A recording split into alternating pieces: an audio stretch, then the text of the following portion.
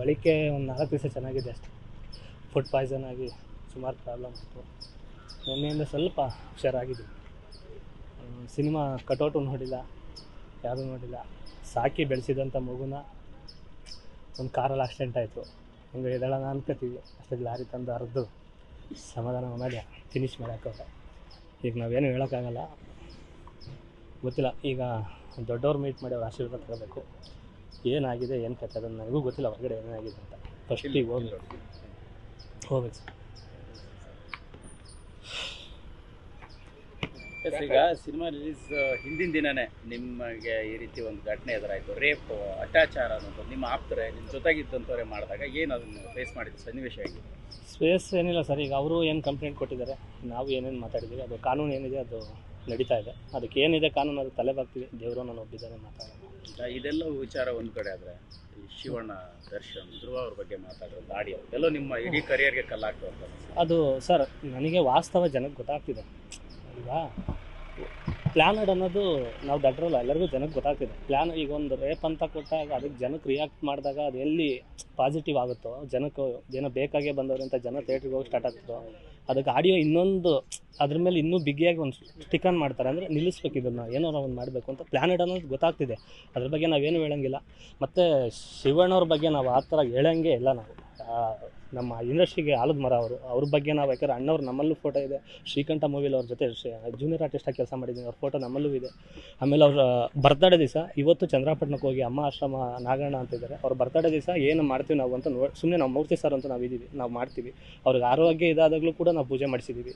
ಇನ್ನು ನಾವು ಡಿವೋರ್ಸ್ ಬಗ್ಗೆ ನಾವು ಮಾತಾಡೋಕ್ಕಾಗಲ್ಲ ಸರ್, ಯಾಕೆಂದ್ರೆ ಅವ್ರನ್ನ ನಿಮಗೆ ಗೊತ್ತು, ಅವ್ರು ಕೆಣಕ್ತವ್ರು ಯಾರು ಇದು ಮಾಡಿಲ್ಲ. ಅಷ್ಟಾಗಿ ನನಗೆ ಗೊತ್ತಿರೋ ಪ್ರಕಾರ ಇಲ್ಲಿರೋ ಜೈಲಲ್ಲೂ ಅಷ್ಟೇ ಸರ್, ಇದೆಲ್ಲ ಪ್ಲ್ಯಾನ್ಡು ಸರ್, ನೀವು ತಲೆ ಕೆಡಿಸ್ಬಿಡಿ, ನಾವು ಸಪೋರ್ಟ್ ಮಾಡ್ತೀವಿ ಸರ್, ತಲೆ ಕೆಡಿಸ್ಬಿಡಿ. ಎಲ್ಲರೂ ಒಳಗಡೆ ಜೈಲಲ್ಲೂ ಸುಮಾರು ಜನ ಫ್ಯಾನ್ಸ್, ಎಲ್ಲರ ಫ್ಯಾನ್ಸು ಇದ್ದರು, ಸುಮಾರು ಹೇಳಿದರು. ಬಟ್ ಒಂದು ಕಡೆ ಬೇಜಾರು ಅಂದರೆ ಇದಕ್ಕೆಲ್ಲ ನಾನು ಕ್ಲಾರಿಟಿ ಕೊಡ್ತೀನಿ.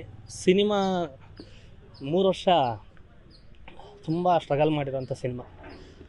3 ವರ್ಷ ಅನ್ನ ನೀರು ಡಯಟ್ಗಳೆಲ್ಲ ಮಾಡಿ, ಊರೆಲ್ಲ ಕೆಲಸಗಳೆಲ್ಲ ಬಿಟ್ಟು ಎಲ್ಲ ಮಾಡಿ ತೂಗಿ ಇದಕ್ಕೊಂದು 2 ಜನ 3 ಜನ ಡೈರೆಕ್ಟ್ರು ಹೊಸಬ್ರಿಗೆ ನಾನು ಯಾಕೆ ಹೀರೋಗಿ ಮಾಡಬೇಕು ಅಂತ 2 ಜನ ಚೇಂಜ್ ಆಗ್ತಾರೆ. ಇನ್ನೊಬ್ಬರು ಬರ್ತಾರೆ, ಅವರು ಸರಿಯಾಗಿ ಇವನಿಗೆ ಏನು ಮಾಡೋದು ಅಂತ ಕಥೆನೇ ಬಿಟ್ಕೊಡ್ತಿರಲಿಲ್ಲ. ಅವರು ಒಂಥರ ಮುಚ್ಚಿ ಮರೆಯಲ್ಲಿ ಒಂದು ಕೆಲಸ ಮಾಡಿದರು, ಅವರು ಚೇಂಜ್ ಆಯ್ತಾರೆ. ಕೊನೆಗೆ ರಾಮನಾರಾಯಣ ಸರ್ ಬಂದು ಒಂದು ಹೊಸ ಪ್ರತಿಭೆ ಹುಟ್ಟಾಕಬೇಕು ಅಂತ ಅವರು, ನಮ್ಮ ಯೋಗರಾಜ್ ಭಟ್ರು ಸರ್, ಈ ಸಿನಿಮಕ್ಕೆ ಒಂದೊಂದಲ್ಲ ಸರ್ ಪ್ರಾಬ್ಲಮ್ ಆಗಿದೆ ಬರ್ತಾ ಆಗ್ತಾನೆ ಇದೆ. ಒಂದು ಮಧ್ಯೆ ಏನೋ ಒಂದು ಆಗ್ತಿದೆ, ಮಧ್ಯೆ ಇದು ಯಾವುದೋ ಒಂದು ಇನ್ಸಿಡೆನ್ಸ್ ನಡೀತೆ, ಸಿನಿಮಾನೇ ರಿಲೀಸ್ ಮಾಡಲ್ಲ ಅಂತಾರೆ, ಕೊನೆಗೆ ಎಲ್ಲ ಮುಗಿಯುತ್ತೆ. ಆದರೆ ಒಂದು ಕರೆ ಬಂದಿದ್ದಕ್ಕೆ ನನಗೆ ಇನ್ನೂ ಅದು ತಡ್ಕೊಳಕ್ಕಾಗ್ತಿಲ್ಲ. ಭಾವಪೂರ್ವ ಶ್ರದ್ಧಾಂಜಲಿ ರೆಡಿ ಮಾಡ್ಕೋ ಫೋಟೋ ಇಡೀ ಕರ್ನಾಟಕ ನೀನು ನೋಡಿಯೋಕ್ಕೆ ರೆಡಿ ಆಗವ್ರೆ ಅಂತ ಅಂದರು. ಯಾಕೆ, ಏನಾಯಿತು ಅಂತ ನಮಗೇನು ಬೇಕು ಅದೆಲ್ಲ ರೆಡಿ ಮಾಡ್ಕೊಂಡಿದ್ದೀವಿ, ಅದು ಹೆಂಗೆ ಬದುಕ್ತೀವಿ ಬದುಕು ಅಂದರು. ನಾನು ಅವ್ರ ಹೆಸ್ರೂ ಹೇಳಲ್ಲ, ಯಾರು ಸವಾಸನೂ ಬೇಡ. ನಮಗೆ ಹೆಂಡ್ರು ಮಕ್ಕಳವ್ರೆ, ಹಳ್ಳಿಲಿರ್ತಾರೆ, ಒಬ್ಬೊಬ್ಬರೇ ಮನೇಲಿರ್ತಾರೆ, ನಾವು ಯಾರು ಸವಾಸನೂ ಬೇಡ ಸರ್. ಮನು ಚೇತರಿಸ್ಕೊಳ್ಳೋಕೆ ಸ್ವಲ್ಪ ಟೈಮ್ ಬೇಕು, ಆದರೆ ಕಲೆ ಕುಗ್ಗಿಲ್ಲ ಸರ್. ಕಲೆ ಅದೇ ಕಲಾವಿದನಾಗಿ ಶಾರದೆ ಯಾವತ್ತೂ ಸಾವೇ ಇಲ್ಲ ಅದಕ್ಕೆ. ಬಟ್ ಸ್ವಲ್ಪ ದಿವಸ ಕುಗ್ಗಿದ್ದೀನಿ, ಎದಾಗಬೇಕು ಸರ್. ಯಾರು ಇಷ್ಟೆಲ್ಲ ನಿಮ್ಮ ವಿರುದ್ಧ ಷಡ್ಯಂತ್ರ ಮಾಡಿದವರು ಸರ್ ಇದ್ದಾರೆ ಸರ್, ಒಂದು 3, 4, 5 ಜನ ಇದ್ದಾರೆ. ನಾವು ಅವ್ರ ಹೆಸರು ಹೇಳೋಕ್ಕೆ ಇಷ್ಟಪಡಲ್ಲ. ನಾವು ಒಂದು ಸತಿ ತುಣಿದ ಮೇಲೆ ಮತ್ತೆ ಅದನ್ನು ಕ್ಲೀನ್ ಮಾಡ್ಕೊಳಕ್ಕೆ ಹೋಗ್ಬೇಕು ಹೊರತು ಮತ್ತು ನಾವು ಅವ್ರ ಹೆಸರು ಹೇಳೋದು, ಮತ್ತು ಅವ್ರು ರಿಯಾಕ್ಟ್ ಮಾಡೋದು, ಮತ್ತಿನ್ನೇನೋ ಒಂದು ಬೇರೆ ಆಡಿಯೋ ಬಿಡೋದು, ನಾವೇನೋ ಒಂದು ಮಾಡೋದು, ಅದು ಮಾಡಬಾರ್ದು. ಮತ್ತು ನಾನು ಇನ್ನು ಮುಂದಕ್ಕೆ ನನಗೆ ಒಂದು ಅನಿಸಿದ್ದು, ಇಷ್ಟು ದಿವಸ ಏನೋ ಸ್ವಲ್ಪ ಹುಡುಗಾಟದಲ್ಲಿ ಚೈಲ್ಡ್ ಥರ ಏನೋ ಆಡ್ಕೊಂಡಿದ್ದೆ ಅಂತ ನನಗೆ ಅನ್ನಿಸ್ತು. ಈಗ ಒಂದು ಒಳ್ಳೆ ಬುದ್ಧಿ ಕಲಿಸಿದ್ದಾರೆ, ಜೈಲು ಒಂದು ಒಳ್ಳೆ ಪಾಠ ಕಲಿಸಿದೆ. ಇನ್ನು ಮುಂದಕ್ಕೆ ನಾನು ಹೆಂಗೆ ಬುದ್ಧಿ, ಇಷ್ಟು ದಿವಸ ನಾನು ಕನ್ನಡಿಗರು ಯಾರ್ಯಾರು ಸ್ಟ್ರೈಕ್ ಮಾಡಿದ್ರು, ಯಾರ್ಯಾರು ಬೈದ್ರು, ಅದು ತಪ್ಪಲ್ಲ. ನನಗೆ ಅದು ಆಡಿಯೋ ಕೇಳಿದಾಗ ನನಗೆ ಮೈ ಉರಿತು, ನಾನು ಏನು ಗುರಿದು ಅಂತ ಈ ಥರದ್ದು ನನಗೆ ಅನ್ನಿಸ್ದಾಗ ಅವ್ರು ಅನ್ನಿಸೋದ್ರಲ್ಲಿ ತಪ್ಪಿಲ್ಲ. ನನಗೆ ಯಾರ್ಯಾರು ಬೈದವ್ರೆ, ಏನೇನು ಅಂದಿದ್ದಾರೆ, ಎಲ್ಲರೂ ಕನ್ನಡಿಗರೇ ಅಂದವ್ರೆ, ಬೇರೆ ಭಾಷೆಯವರೇನು ಅಂದಿಲ್ಲ. ನನಗೆ ಎಲ್ಲ ತಂದೆ ತಾಯಿಗಳು ನನಗೆ ಬುದ್ಧಿ ಕಲೀಲಿ ಅಂತ ಬೈದವ್ರೆ ಹೊರತು ನನ್ನೇನು ಹೊಡೆದಾಕ್ಬೇಕು ಸಾಯಿಸ್ಬೇಕು ಅಂತ ಯಾರೂ ಅಂದಿಲ್ಲ. ಅವ್ರ ಮಾರ್ಗದರ್ಶನದಲ್ಲಿ ಒಂದು ಮುಂದಕ್ಕೆ ಇನ್ಮೇಲೆ ಏನು 2025 ಐತಲ್ವಾ, ಇನ್ಮೇಲೆ ಒಂದು ಒಳ್ಳೆ ಬುದ್ಧಿ ಕಲಿತು ಇನ್ನು ಮುಂದಕ್ಕೆ ಯಾರ ಜೊತೆ ಇರಬೇಕು, ಯಾರು ಸವಾಸ ಮಾಡಬೇಕು, ಯಾರ ಜೊತೆ ಹೆಂಗೆ ಮಾತಾಡಬೇಕು ಅನ್ನೋದನ್ನ ಒಂದು ತಿಳಿಸ್ಕೊಟ್ಟಿದ್ದು ಏನೋ ಗೊತ್ತಿಲ್ಲ. ಮುಂದಕ್ಕೆ ದೊಡ್ಡದಾಗೋದನ್ನ ಇಲ್ಲಿಗೆ ಇದು ದೊಡ್ಡದೇ, ಏನು ಚಿಕ್ಕದಲ್ಲ. ನಿಮ್ಮ ಮಾತುಗಳು ನಿಮಗೆ ದುಬಾರಿ ಆಯ್ತಾ ಅಂತ ಅನಿಸ್ತಾ? ಏನು ಅದನ್ನು ನೀವು ಪ್ರಜ್ಞಾಪೂರ್ವಕವಾಗಿ ಮಾತನಾಡಿದ್ದ ಅಥವಾ? ನಂದು ಅಲ್ಲವೇ ಅಲ್ಲ ಸರ್, ನಾನು ಅದನ್ನು ಪ್ರತಿಯೊಂದು ಹೇಳ್ತೀನಿ. ಒಂದು ಟೈಮ್ ಬರುತ್ತೆ ಅದು ಏನಾಗಿದೆ, ಏನು ಮಾಡಿದ್ದಾರೆ ಅಂತ. ಆಡಿಯೋ ಕ್ರಾಪ್ ಮಾಡಿ, ಆಡಿಯೋ ನಿಷೇಧದಲ್ಲಿ ಮಾತಾಡಿರೋದು ಮನುದೇ ಅಂತ. ನಾನು ಯಾರ ಜೊತೆ ಎಣ್ಣೆ ಸಿಗರೇಟ್ ಕುಡಿದಿದ್ರೆ ಕರ್ಕೊಬನ್ನಿ ಸರ್, ಏನೋ ನಾನು ಯಾವುದೇ ಕಾರಣಕ್ಕೂ ಕೇಳಿ ನಾನು ಡಯಟಲ್ಲಿದ್ದವನು. ಇದು ಹೆಂಗಾಯಿತು ಏನು ಕತೆ ಅನ್ನೋದನ್ನು ನನಗೆ ಒಬ್ಬರು ಫೋನ್ ಮಾಡಿ ಹೇಳ್ತಾರೆ ಬೆಳಿಗ್ಗೆ.